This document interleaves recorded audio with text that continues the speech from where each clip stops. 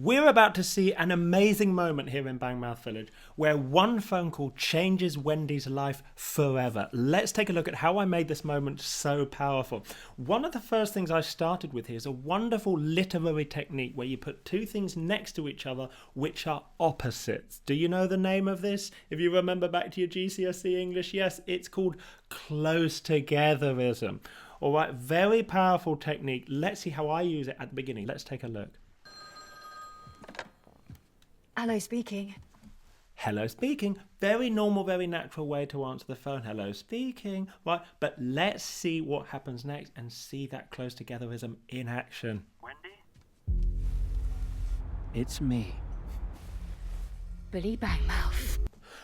Billy Bangmouth. Do you notice that difference? So when she changes voice, Billy Bangmouth, we understand that there's history there with this local rugged thug, played by myself, of course.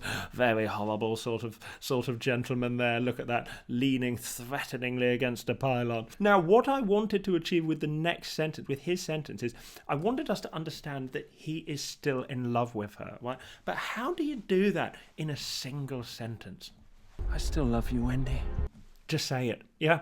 Don't overcomplicate things like that. Just tell it how it is. Oh, this bit, right. Let me break down this technique because this is actually very clever. Now I wanted us to understand that she is still married, okay? But sometimes you don't just want to tell it. There's another technique I use here called show, don't tell. Now you might have heard of this in sort of writing books. Show, don't tell. What that means is sometimes you don't want to just tell it, okay? And I wanted to switch things up here. And sometimes you want to show it instead. So here, instead of her just saying, oh, I'm married now, right? Here, we show it, okay? So she looks at her wedding ring, look at this, brings it up into shot, so it's right there in the middle. We see showing us that she's married. Yes, very subtle, very clever. I'm married now. Then you tell us. I'm married now, then you tell. All right? So the last thing you want to be in writing is too subtle. You don't want to leave people behind. So, sorry, I actually got the phrase wrong. It's not show, don't tell. It's show and tell. Yes, show and tell. That's what it means. Show us, tell us, and don't leave the thickos behind. So look, there we go.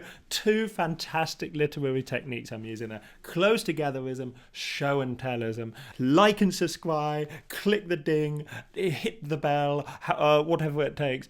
Join me next time for more tips and tricks and literary hot takes or whatever they're called. Join me next time where I'll be going through the second half of this phone call where things will really start to heat up, shall we say? End.